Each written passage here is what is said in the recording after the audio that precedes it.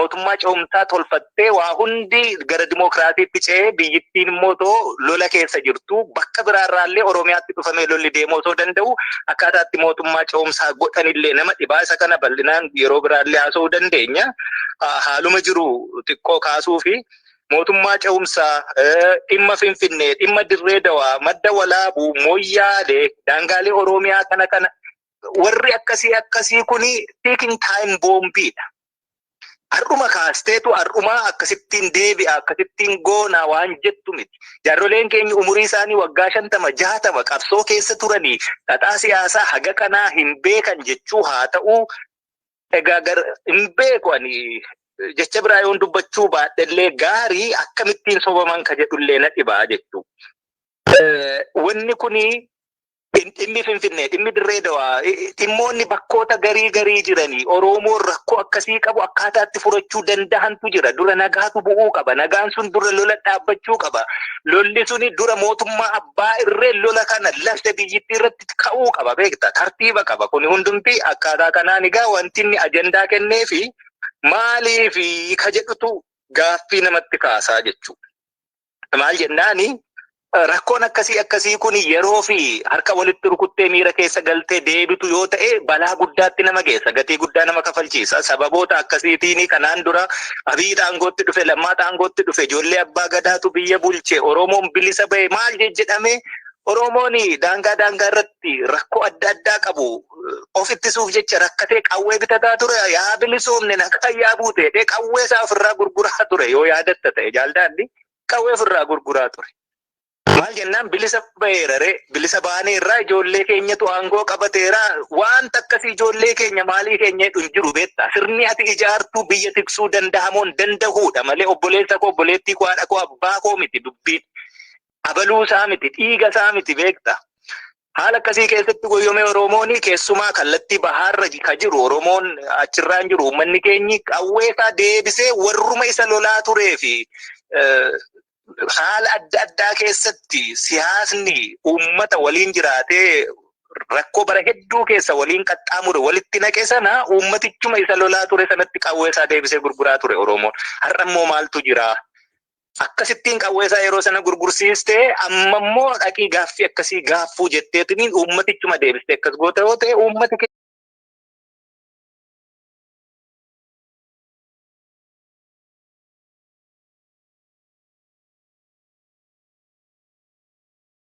keenyas ilaallachuu danda'u turre jira jechuudha.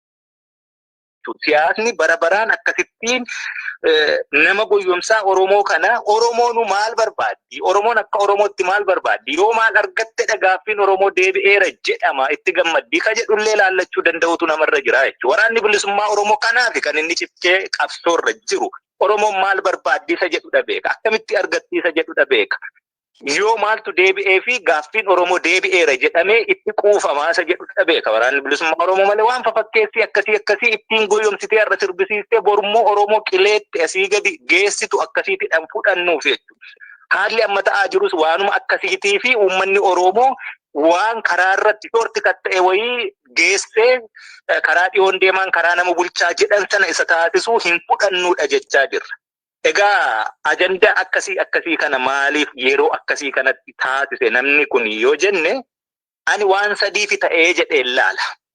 Inni tokko Abiy Ahmed Oromoo keessaa konstituensii dhabeera. Biyyittiima keessaa eessatti iyyuu konstituensii inni qabu hin jiru. Garuu maal godhaa yeroo tokko isa tokkorra goree isa tokko miidhuu yeroo tokko isa tokko firoonfatee isa tokko halagoomsuu akkasii hojjeta waan ta'eef akkasittiinidha taphata qumaarasaa.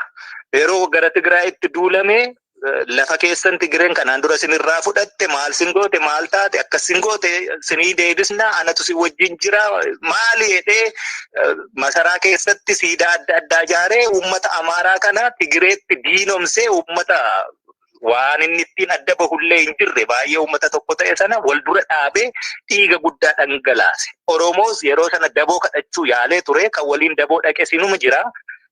Yeroo sanas Oromoo akkitti inni daboo kadhate Tigree bara meeqa simmiite anatu amma bakkatti galchuuf jira waan akkasii jechaa ture jechuudha. Uummata biyyittii keessaa nagaa buusuu walitti fiduu firoomsuu fi diree isaa irratti akka murteeffatu gochuu caalaa wal dura dhaabuudha filate namni kun. Kanaanidha barnoota argate wayii natti fakkaatan. So kanaafi akka sadii keessaa inni tokko deeggarsa Oromoo biraa dhabe. Iddoo biraa irraas hin qabu. Tigiree biraan qabu, Dabuubii yookaan immoo uummattoota kibbaa biraan qabu, Somaalee biraan qabu, Amaara biraan qabu, eenyu biraayyuu muka gogaa qobaatti hafe waan ta'eef amma ani Oromoo ilma Oromooti. Qe'ee Oromootu rakkoo qaba. Rakkoon kun immoo warra kaabaarraati nutti dhufe.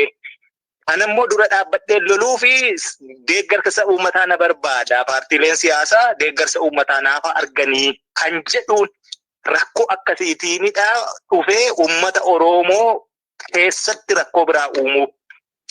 Duule yoo jiraate illee duula hanbiraa sanatti dhiiga ilmaan Oromoo dhangalaasuu fi ani isiniif hin dhaabbaa akkaataa sanaan barcuma aangoo siyaasaa isaa tikfachuuf jecha deeggarsa Oromoo irraa dhabee bifa kanaan argachuu natti fakkaata. Tokko inni lammataa beekama.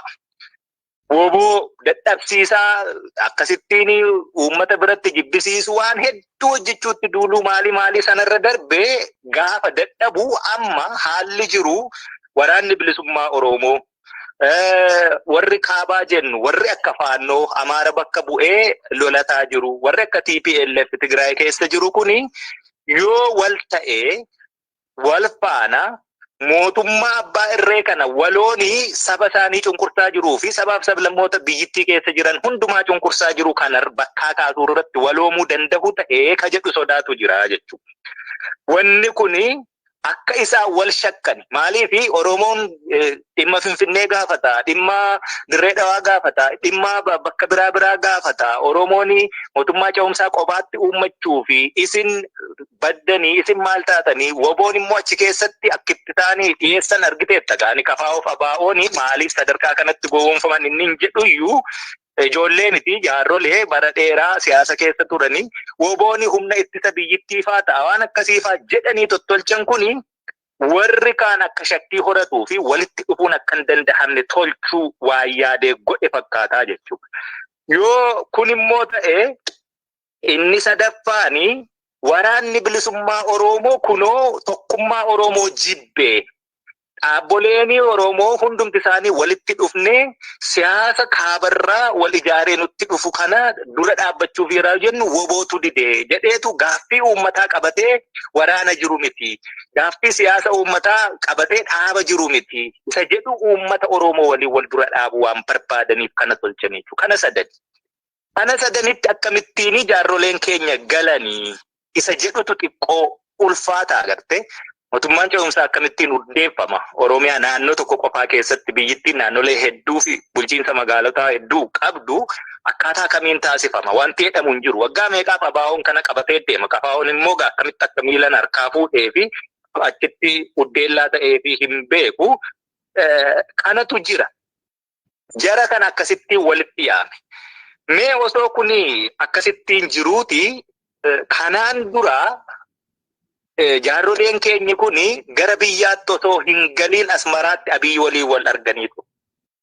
Namni kuni gaafa achitti wal arge maal jedhee waan jedhe sana akkamittiin guutee yookaan akkamittiin hanqisee har'oo akkamittiin kiyyoo kanatti seenuuf deemu isaanuu maal barbaadu? Moo umurii isaanii akkasittiin qabsoo gaggeessan kana gara dullumaa keessaa dhiigaa fi cubbuu nama kanaarraa qooddachuu maaliif barbaadani? Yoo jennee ilaalle ammas gaaffii namatti ta'a. Gaafa Asmaraatti wal arganii Abiyyi qabxii shan dubbate yookaan dhiyeesse Daawudiif tokko jedhe mirga hiree murteeffannaa kan jettan kana ofirraa dhiisaa biyyatti galtu yoo ta'e mirga hiree murteeffannaa waan jettan ofirraa dhiisaa.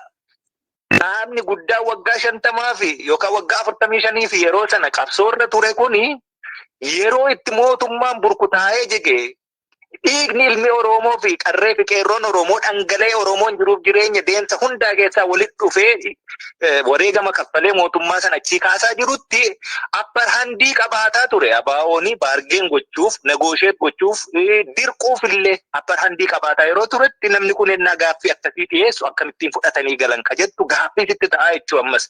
Qabsoo akkamitti ture warri kun si jechisiisaa jechuu. Mirga hiree murteeffannaa waan jettan dhiisaa. Inni lammataa waraanaa fi tika. Akkasuma waraanaa fi tika caasaa biyyittii keessa jiran egaa instituushinoota adda addaatu jira. Ka TPLF ijaaree bakkuma sana ta'a ammatti diiguu hin dandeenyu hin diignu kana fudhachuudha qabdu jedhe fudhachiifatee jechuudha. Nama ajaa'iba. Yoo kan akkasittiin fudhattanii biyyatti deebitu ta'e paartii siyaasaa taatanii socho'uu dandeessu. Ispeesii yookaan immoo politikaal ispeesii jennu dirree siyaasaa isinii bal'isee akka barbaaddanii waajjira banattanii socho'uu dandeessu.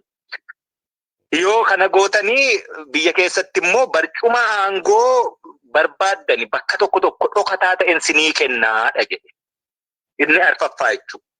Inni sadaffaa paartii siyaasaa taatanii akka sochootan isiniin heeyyama. Isatu heeyyamaa jechuu argite kan qabsoorra jirus kan injifataa jirus uummata kee kan immoo ajandaa seettii godhusuma akka har'aa kana jechuu waan barbaade akka isa kaleessaa irraa maan baranne inni jedhu kanaafin duuba deebi'a.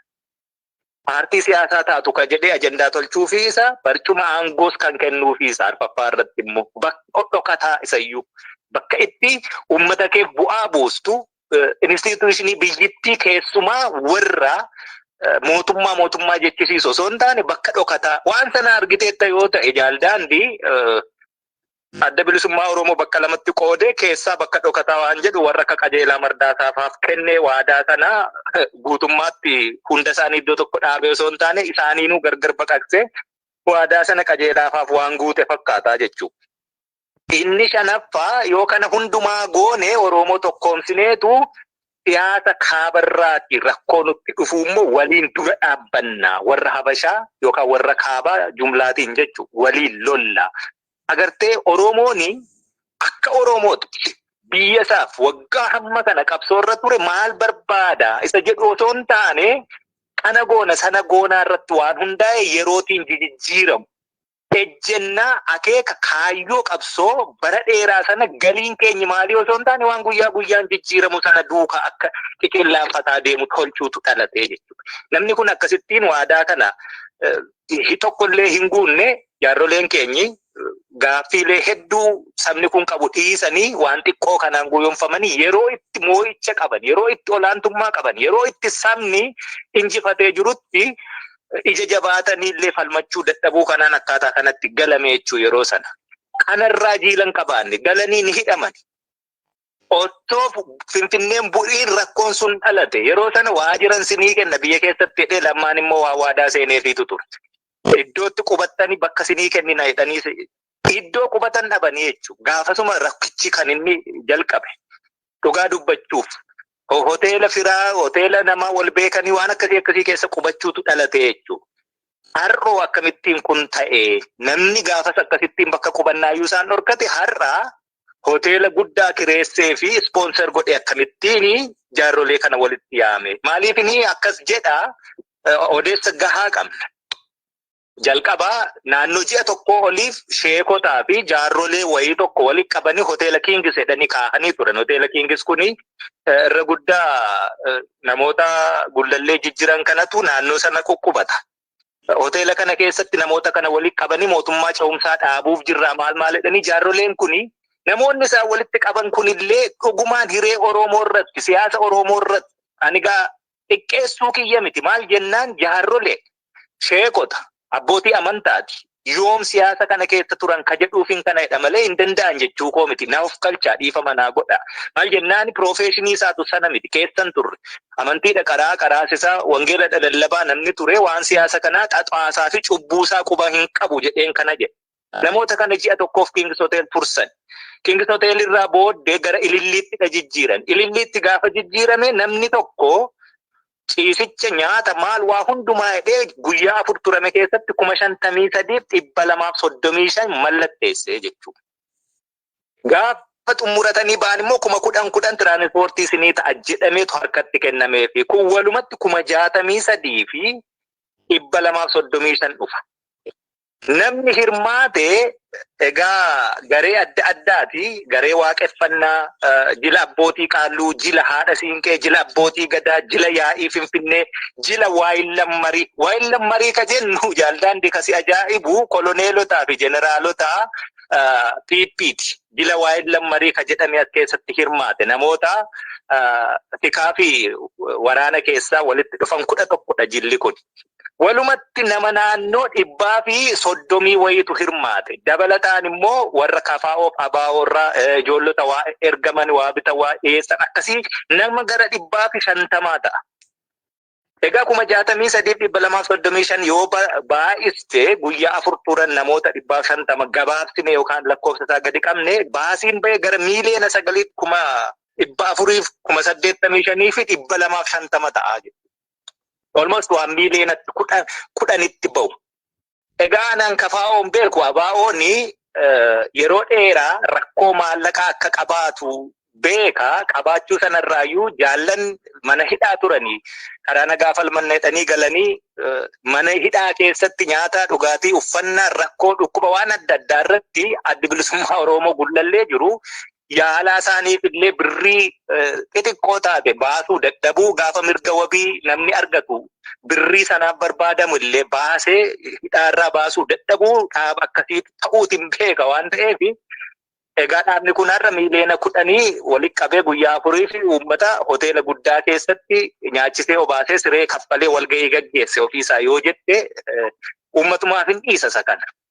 Maaliif uummanni hirmaate beekama hoteelli Ilillii 17,000 ture siree fi ciisichi cireen immoo waliini isa kana egaa waan biraatillee ta'a malee warri Ilillii fi warri Gullallee xiqqoo wal quba qabeenyuma qabanirraa xiqqoo gadi buusanii fi mootummaafis egaa baargeen godhaniiru achirraa 9,000tti dhagaleera. Haala sanaanidha hir'ate iyyuu malee guddaa ture baasiin kun. Bifa kanaan waan qophaa'e kanatu Oromoo bakka bu'ee mootummaa ce'umsaa Oromiyaan dhaabaa jedhe. Kanarra immoo darbe waan si ajaa'ibu waraanni bilisummaa Oromoo nu jalatti akkas hojjeta akkas bakka si bu'anii jechuudha. Waraanni bilisummaa Oromoo waraana of danda'e. Military political commandii tolchatee hoggana tolchatee waa hundumaa qabsoo ganamaa kaleessa jaalala moofaa irratti wareegama san qabate akeekaaf kaayoo siyaasaa isa ganamaa nadhii gammadaafaa irratti dhabaman jaallan kun irratti dhabaman qabateetudha qabsoo gaggeessuu jira. Dirreerraa of taliigaa dirreerraa of hoogganaa akkasittiin waraana deema. Eenyuyyuu waa'ee isaa irratti kana gochuu qaba kana gochuu qaba jechuu hin danda'u. Gaafa Taanzaaniyaa deemnes ofii keenya of dandeenyeetu deemne. Gaafa deemne immoo yoo ilaalte egaa biyya rakkoo qabduuf waraanni jiru keessatti warri wal waraanu akkaataatti mari'atu qabu. Yoo walii galee warra qaama siyaasaa immoo biyyittii keessa jiru karaa nagaa falmus akkatti hirmaachisuu qaba. Sana rood maappii sana qabna turre jechuudha.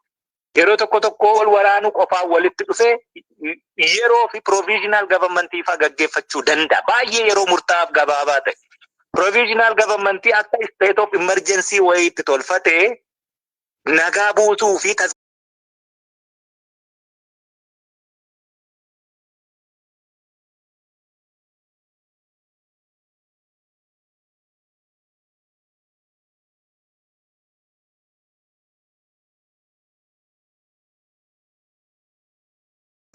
fiduu irratti yeroo gabaabduu erga hojjetee booddee gara transitional governmentiitti ce'uu danda'a. Gaafa transitional haala nagaa biyyittii dafee to'achiisiinu gara transitionitti ce'uun ni danda'ama jechuudha. Kanaaf haalli kun hundumaa hin taane biyyittii keessatti institutioniin waan kana hojjechuu danda'u mirkaneessuu danda'u haala hin jirre irratti hundumti isaa mootummaan bifa to'atamaa jirutti mootummaan bakkuma sana bifa jirutti mootummaa ce'umsaa akkaataan itti hojjetamullee hin jiru jechuudha. Kana fakkaata jaaldaandii haalli biyyittii keessa jiru mootummaan kuni kana hundumaa akka itti inni waammatu gama dinagdeen, gama waraanaan, gama siyaasaan, gama dippiloomaa, gama hundumaanuu yoo dhaqee maanuu nama tuqsiisuu isa jedhama. Maanuu tuqsiisuu sana dhiiga silaa dibate cubbuu harkaa qabu dhaqee namatti laaqqachuu yoo ta'e malee hundeerraa rakkoo kana furuu hundeerra biyyittii keessatti nagaa buusuu hin barbaadu mootummichi. Akkasuma diraamaan kun kana fakkaateetu jira waan ta'eefini duubaa kaasee haga ammaatti fidee jechuudha. Kanaaf mootummaa akkasii kana mootummaa qumaara taphachuu dhiiga ilmaan namaatti taphachuu irraa kan hafe rakkoo hundeerraa furuu hin barbaanne obboyoomsuu hin barbaachisu. Afaan inni beekuun dubbisu. Rakkoo biyyittii keessatti qaqqabe kana keessatti warri qooda qabnu hedduutu jirra. Lola sana keessa warri jirru jechuudha. Warri mootummaa abbaa irree kana kuffisuuf lolaa jirru jiru. Warri kun walitti dhufuun ni danda'ama. Maaliif hin danda'amu? Sababiin tokkoyyuu hin jiru wanni waan si dhorku. Gaafa rakkoo biyyittii sii galee hubattee walitti dhuftee furuu akka dandeessutti tolfattu ololli adda addaa ka'uu danda'a. Ololli suni ololaa dhiiga dhangala'uu hin caalu. Ololli sun olola biyyittii bututtee caccabduu sana hin caalu. Yoo caccabdes ollaa gaarii akkatti ta'aniif walitti dhufuu nama gaafata. Yoo tokko ta'anis sabni ofii akkaataatti araara buusee faktiin yookaan immoo haqni barbaadamee araarri bu'uu danda'uu fi gumaan kafalamuu danda'amu tolchuu nama gaafata. Callisanii walitti dhufanii booddee deebisee gara lolaatti waan nama geessuu fi karaa nama bulchuu filachuun hin ta'u. Kanaaf waliigalteen Piriitooriyaa sun fakkeenya gaarii ni ta'a jechuudha.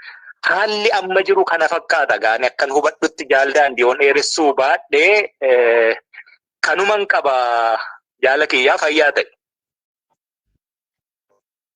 Ayyee osoon baane gaaffii tokko kaasee goolabannaa ammatti bakka tokkorraa kaka'aa jiru mootummaa bilisiginnaa qaama aangoon qaba jedhu waliin akka mari'achaa jirtan yeroo ka'utu dhaga'ama.